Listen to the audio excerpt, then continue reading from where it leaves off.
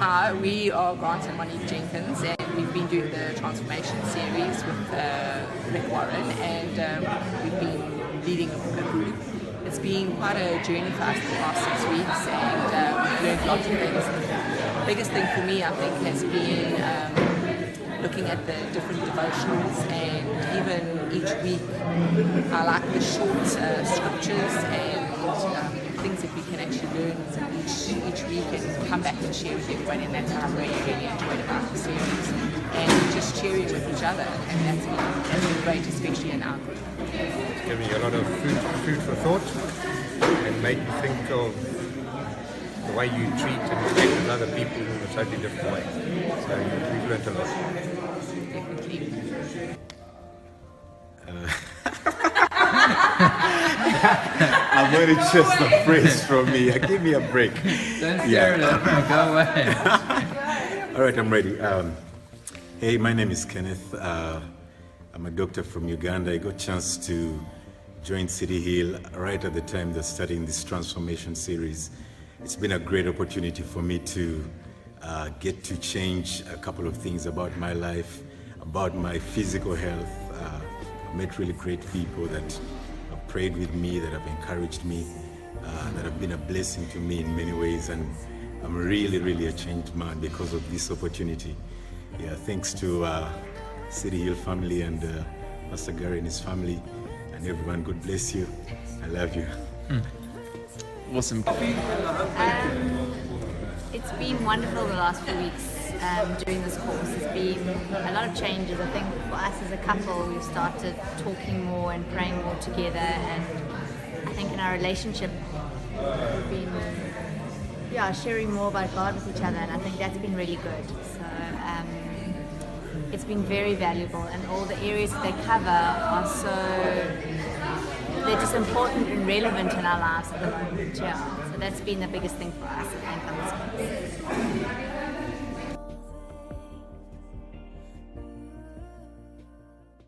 The Transformation series has done for us in these past few weeks, and it's helped so many people in so many different areas, because for some of you it's been spiritual, for a lot of you physical. Not okay. Sorry.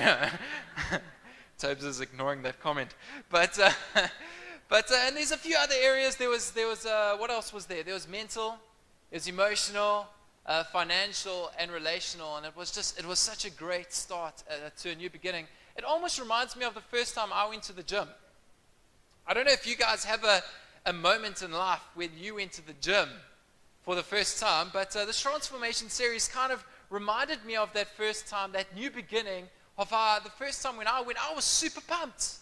I was ready to just go and take full control, pumped in spirit, not so much muscle. But that's not the point, okay? That wasn't the point. The point is that I was ready to go and bend some metal. I was going to take full control. So James and I, who's a friend of mine, he's just gone back to Russia. We set out for the gym.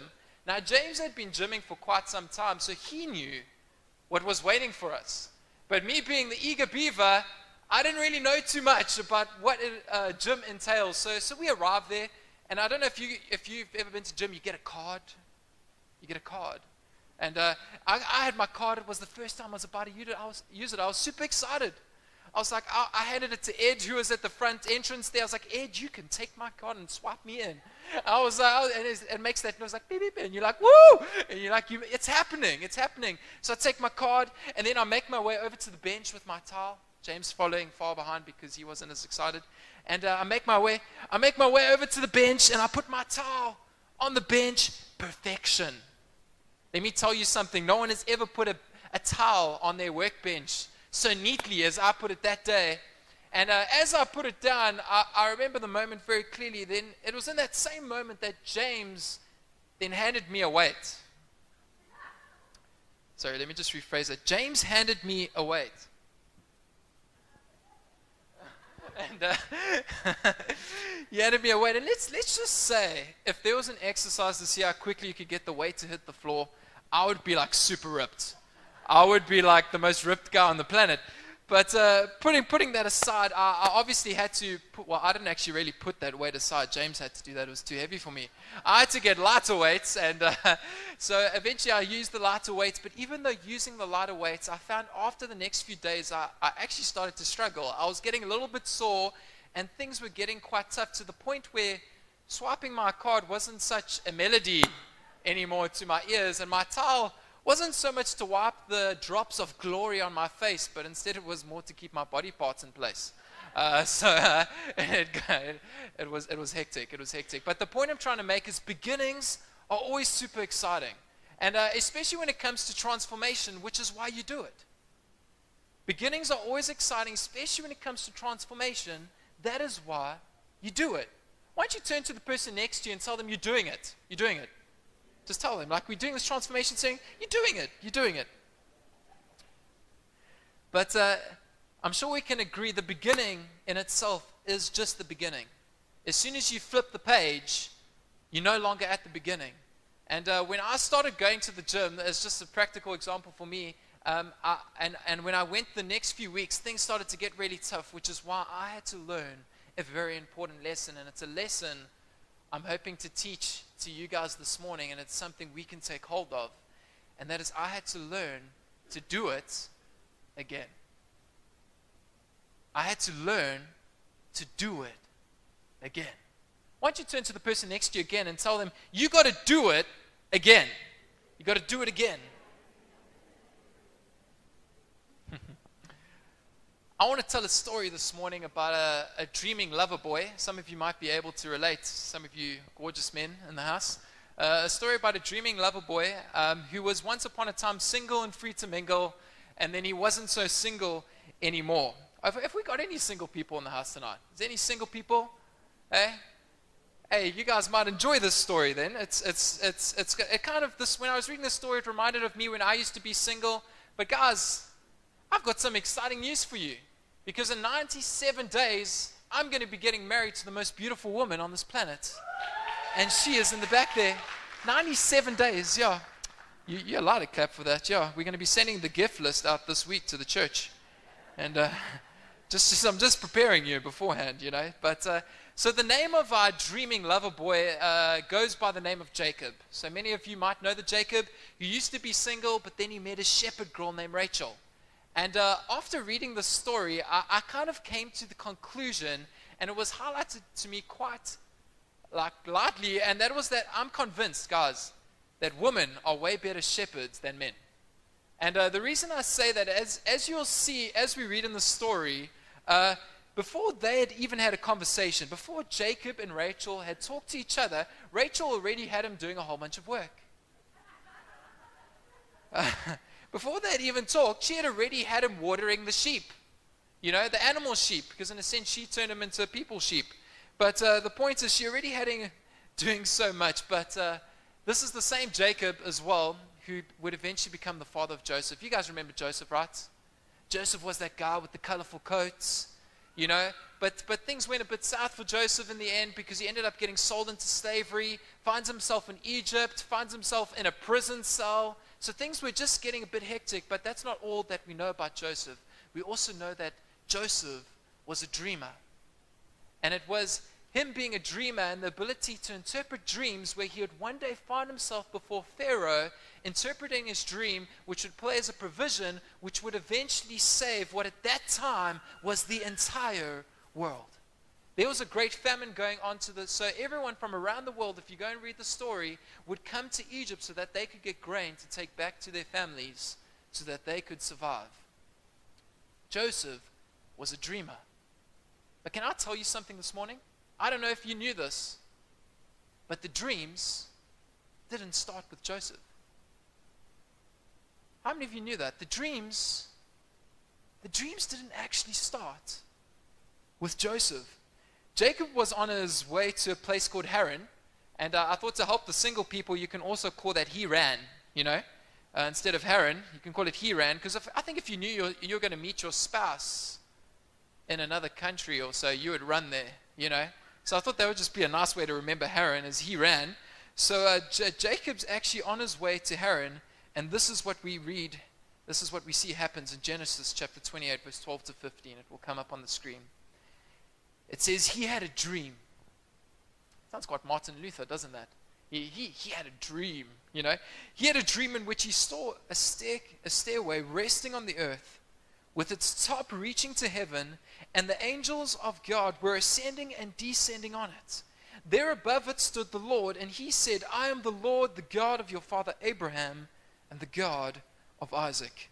I will give you and your descendants the land on which you are lying. Your descendants will be like the dust of the earth, and you will spread out to the west and to the east, to the north and to the south. All peoples on earth will be blessed through you and your offspring. Who's Jacob's offspring again? What? No, who's the guy we just mentioned? And who came to Egypt to get grain again? The whole world. The dreams didn't start with Joseph. The dream started with Jacob. All peoples on earth will be blessed through you and your offspring. I am with you and will watch over you wherever you go, and I will bring you back to this land. I will not leave you until I have done what I have promised you. Jacob had the sight to reach Haran, but God was giving him the vision to look east, west, north, south, the dust. He had a desire to go and find his wife, but God was giving him a dream of a nation to come. One of the awesome things I love about God is that whenever we start a new beginning, He always gives us a promise of the ending. Whenever we start a new beginning, God always gives us a promise of the ending, which is blessing upon blessing. We may not always be able to see that with our eyes, but guys, can we ask God to give us new dreams this morning? Can we allow God to give us new dreams this morning? The kind of dreams where we are able to look to the top of the staircase and listen to the voice that says, I am God. I am God. On reaching Haran, that we're going to continue reading in Genesis 29, verse 4 to 12. Where once he reaches, this is the conversation that kind of goes on with the guys that are there. Jacob asked the shepherds, he says, my brothers, where are you from? We're from Haran, they replied. He said to them, do you know Laban, Nahor's grandson? Yes, we know him, they answered. Then Jacob asked them, is he well? Yes, he is. He's pretty good. And they said, well, and matter of fact, here comes his daughter, Rachel, with the sheep. Look, he said, the sun is still high. This is almost where he starts going a bit gaga over Rachel. And the sun is still high. It is not time for the flocks to be gathered. Water the sheep and take them back to the pasture. We can't, they replied, until all the flocks are gathered and the stone has been rolled away from the mouth of the well. Then they will water the sheep. While he was still talking with them, Rachel came with her father's sheep, for she was a shepherd. When Jacob saw Rachel, the daughter of his uncle Laban, and Laban's sheep, I like how they differentiate the two. He must have been thinking, this is like the best of both worlds, man. He has the girl and she's got all the sheep. She's got like the money too. I must be sorted. And he went over and he rolled the stone away from the mouth of the well and watered his uncle's sheep. Then Jacob kissed Rachel and began to weep aloud. It's kind of like when I met Sine. I was just weeping inside. I was like, oh, Jesus, Jesus. You know? Sorry, I'm not going to try and embarrass you. Yeah, I promise. But I didn't kiss her though. That probably would have ended my chances. She would have been like, who you, boy? You know? But and he told Rachel that he was a relative of her father and a son of Rebekah. So she ran and told her father. And so Laban ends up coming to meet Jacob, and they have like a little family reunion, quite a warm welcoming, to the point where Jacob actually ends up staying with them for about a month. And this is when Laban finally pulls him aside. He's like, okay, my boy, we need to have a talk. So what's your plan? What's your goal? Where are we moving from this moment? And they start to have a very serious talk, because Laban says, I don't expect you to work for free for me. So what are your heart's desires? And then they have this conversation in Genesis 29, verse 16 to 21. It says, now Laban had two daughters. The name of the older one was Leah, and the name of the younger one was Rachel. Leah had weak eyes, but Rachel had a lovely figure and was beautiful. I think this was one of those moments where Jacob was kind of just trying to be polite. Because, you know, he was quite descriptive with Rachel. You know, lovely figure, and beautiful. And then with Leah, no, she's got weak eyes. You know, she's got weak eyes. I don't know if he had weak eyes. He's like, oh, I can't look at you. No, that's mean. That's mean. Don't say stuff like that. But Leaf, every woman compared to you has weak eyes, eh? Check, I'm scoring points here. Wedding's coming up soon. But when I looked at that weak eyes, and I was kind of just thinking how I can help the single people, Jesus gave a very important teaching. He said, your eyes are the lamp to your body. And he says, if your eyes are healthy, your body's going to be full of light. But if they're not so healthy, you're going to be filled with darkness. When choosing the person you want to spend the rest of your life with, you've got to make sure they don't have weak eyes. You've got to make sure they're living a pretty Christ-like life and are filled with light, because it's going to be very beneficial to you. So does that help? Hey? I hope so. So Jacob was in love with Rachel, and he said, I'll work for you, Laban. I'll work for you 7 years in return for your younger daughter, Rachel. Laban said, it is better that I give her to you than to some other man. Stay here with me. So Jacob served 7 years to get Rachel, but they seemed only like a few days to him because of his love for her. That's quite romantic. And then Jacob said to Laban, give me my wife. My time is completed, and I want to make love to her. Fathers, what would you do if a man came and said that to you? He's like, I've done my time now. I want to go and have sex with your daughter. That's pretty much what he's saying. I don't know. You'd probably want to be like, drop kick him off your property. But anyway, so the time comes where he's worked his 7 years, and he goes and has a talk with Laban. It's time to get this wedding thing on. And I can't help but think that Jacob in this moment must have thought, this is it. This is it. I've done my 7 years of work and service. I'm about to marry Rachel. I'm about to walk into the promise that God gave to me in a dream about 7 years ago. They're going to get this whole descendant thing rolling. But as we know, if you know the story, things didn't go quite according to Jacob's plan. Because on the night of his wedding, when he was supposed to be wed to Rachel, he probably wasn't completely sober to the point where he couldn't recognize people too well in the evening. If you know what I mean. And so Laban actually sends the older daughter, Leah, to go and be with him. But Jacob didn't know this at the time until he wakes up in the morning. I don't know if he got a bit of a fright look when he looked to the side. He's like, whoa, weak eyes, I don't know. And but he probably would have been a bit upset. And he goes to Laban. He's like, Laban, what's up, dude? Like, what? I worked for you to marry Rachel. Why was Leah in my bed? And this is when they have a serious talk. And Laban's like, well, Jacob, according to our customs here in this land, we have to give you the older daughter first. Can't give you the younger daughter. He says, well, you could have told me that before. You could have warned me about that. But Laban comes in and says, but don't stress. Just finish your week of marriage, because according to their customs, they would have like a wedding week, so to say. He says, just finish the week up, and then you can have Rachel. But in order for you to have Rachel, you're going to have to work for me another 7 years. And this is where we continue to read in verse 30. It says, Jacob then, so the week passes, Jacob then made love to Rachel also, and his love for Rachel was greater than his love for Leah. And he worked for Laban another 7 years. He worked for Laban another 7 years. Jacob had to learn to do it again. Jacob had to learn to do it again. And you know why? Because if you truly love something, or how about this? If you truly love someone, you'll do it again. You'll do it again. If you've been trying to impact someone at work and they're not budging, can I encourage you this morning? Go and do it again. If you started this transformation series, yes, like spiritual, we touched on that like 7 weeks ago. Physical, I've already stopped going for my runs in the morning because time's getting tough. Can I encourage you to do it again? If you feel like you've been losing your passion and your fire in this Christian walk, can I encourage you to go back to that place of being hungry and do it again? Do it again. You know what one of the things that stops us from doing it again? It's this beautiful word we love so much, and it's the word work. One of the things that stops many people from doing it again is work. It's going to take some work to do it again.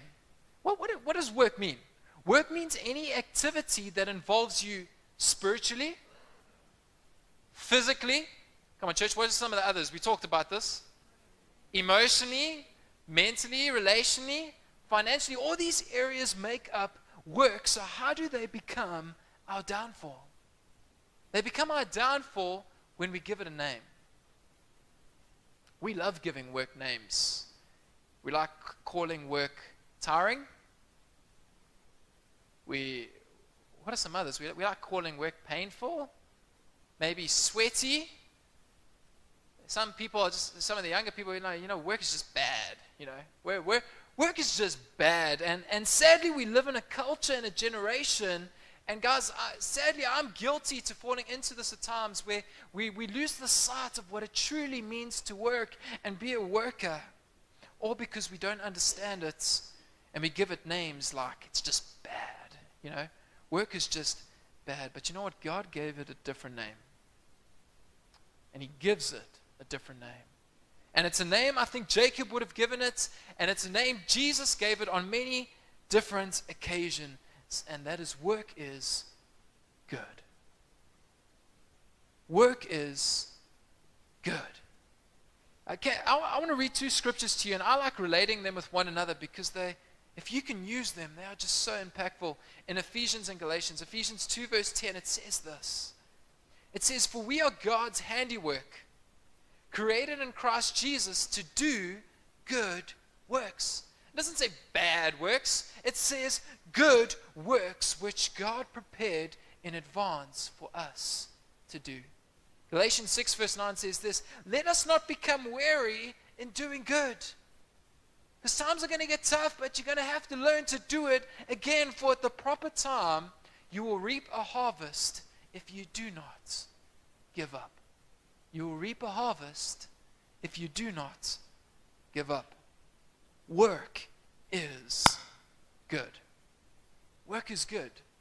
Some of you might be like, but couldn't have God given it a bit of a fancier name, Like, then just work is good. Doesn't that seem a bit simple? Work is good. Guys, if we understand what God means when He says something is good, we will understand that there is nothing better on this planet. Because if we go back to the very beginning in Genesis, where things were quite exciting and God got His handiwork up and going. When God creates the heavens and the earth, when He separates darkness with His light, when He creates the ground and the ocean, the land creatures and the fish beneath, when He creates the plants and the trees, you and me, you know what He does? He steps back and He says something. He says, "This is very good." He says, "This is very good." Pretty much paints the whole meaning for us that good is life in itself. Good is life in itself. God creates life and He steps back and He says, this friends is very, very good. So if you want to give work a name this morning, why don't you give it the name life? If you want to give work a name, why don't you give it the name life? Because friends, work is a part of your life. Work is a part of your life, and it was prepared long in advance for you to do. So do it. And do it again. And do it again and again and again. Take life into the workplace. Take life into to the people who you'll meet face to face. Take grace to this world that is in need of change. Are you willing to do that? Church, are you willing to do that? Are you so in love with God and His people that it will just seem like a few days this lifetime? Because you know what? The harvest is waiting. Like we read there in Galatians, the harvest is waiting. But you want to know something else? The crop isn't going to pick itself. The crop isn't going to pick itself. In other words, you need to get involved. One of the reasons you might not be reaping is because you're not working. Some of you might, that's quite hectic. It could be. It really could be. Why don't you turn to the person next to you and tell them, I choose to give work the name life. Tell them, I choose to give work the name life. Guys, if we get this right, if we get this work thing right, transformation will never stop. We've just come out of it, but guys, if we get this right, when things get tough, if we keep doing it again and we keep working, it will never stop. And we will never stop growing, and we will never stop impacting the people around us. Which is why the enemy is going to try and get you to stop working. The enemy is going to try and get you to stop working. And the way he does that is he tries to take life and turn it into death. He tries to take your life and turn it into death. One of the consequences and the tools that the enemy loves to use is this very small word which is affecting so many people in a very big way. And that is sin. That is sin. I don't know how many of you guys know this about the story of Jacob, but he wasn't just running to Haran to find his wife. He was actually running to save his life.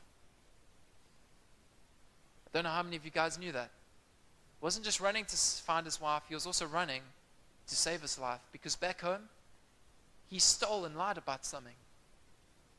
Some of you are like, well, what did he steal? What did he lie about? Well, he actually stole his older brother's blessing by lying to his father Isaac. By lying to his father Isaac. So he lies to his father and so receives the blessing that wasn't rightfully his to take. His older brother finds out about this to the point he gets quite angry and he actually starts plotting out to kill Jacob. And word gets back to Jacob that his older brother's trying to kill him, and so he runs to try and save his life. And it is this sin that we actually see catching up with Jacob. It has a way of doing that. Sin has a way of catching up with you in his present life. When he tried to marry Rachel, Laban ended up lying to him. He thought he was going to be marrying Rachel first of all, and Laban actually ends up lying to him and gives him Leah, and he ends up having to work a whole nother 7 years. But you know what? Sin even goes further. It even impacts Joseph. It didn't start with Joseph, it started with his father Jacob. All the brothers sold Jacob into slavery, and they go and tell they sold Joseph into slavery, and the older brothers go and tell Jacob, no, he was killed by wolves or these wild beasts. So there's heartbreak and there's brokenness. But it even affects Joseph's lives, because Joseph eventually reaches Egypt, where Potiphar takes him on, and he actually does a good thing. But you know what? One day Potiphar's wife actually throws herself at Joseph, and Joseph refuses her, but she didn't like that too much, so she lies about him, saying that he tried to make love to her, and he ends up getting thrown in prison. Sin always has consequences, and it goes further than you always understand, and the enemy likes to use it. He likes to make it as something that kind of echoes from the past so that it can reveal itself in your present time, so that he can try and lie about your future. But friends, we don't listen to the voice of the enemy. We listen to the voice of the King. We don't look at images of the past, but we look to the promise of God that says, I will never leave you. That's what he said to Jacob in his dream. He said, I will never leave you. I won't leave you in the state of brokenness and despair. I won't leave you in slavery or this prison cell. But he takes a man like Joseph and he says, I'm going to rise you up above this world's officials, and I'm going to use you to be a savior to everybody. I will not leave you until I fulfill my promise. Isn't that incredible, friends? This is exactly what Jacob went through. But you know what? He did it again. He didn't let the voice of the enemy dictate to him what sin can so easily create, and that's a downfall. Can so easy, because Jacob could have stopped working. He could have been like, I don't want to work another 7 years. But he did it again. He did it again. Some of you, you might be feeling tired right now where you're at. Transformation isn't always such an easy thing. It gets tough. But friends, can you do it again? Because the harvest isn't going to pick itself. But you want to know something? God picks you. God picks you. This is a theme we can see throughout Scripture. If you're going to read a lot of the stories, you'll see God teaching so many people this message to do it again. With Moses, he told him to do it again. He had to keep going back to the Pharaoh at his time. Pharaoh wasn't letting God's people go, and he said, if Moses goes to God, he's like, he doesn't want to do it. God says, go back to him and do it again. Go back and tell him to let my people go. How about Noah? It must have been hard to keep picking up the planks, right? But you know what? He had to keep doing it again. People were ridiculing him. They were mocking him, but he did it again. How about when Joshua takes the soldiers around Jericho? They couldn't stop on 6 days, 5 days. They had to keep doing it again until they got to the 7th. And you know what? Breakthrough took place. Jacob did it again. He worked another 7 years, and in the end, he reaped a harvest. Guys, can I encourage you to do it again? Because his promise still stands. God's promise of I will never leave you still stands. Is that good news? Do you feel good right now? I don't know. So you're like, yes, I've got to work. What? That's just bad. No, work is good. Work is good. Can I pray for us? And we're gonna end with, we'll probably end with that song again. But can we stand together? I like it when we stand together. I like when we are able to come together as one body, one church.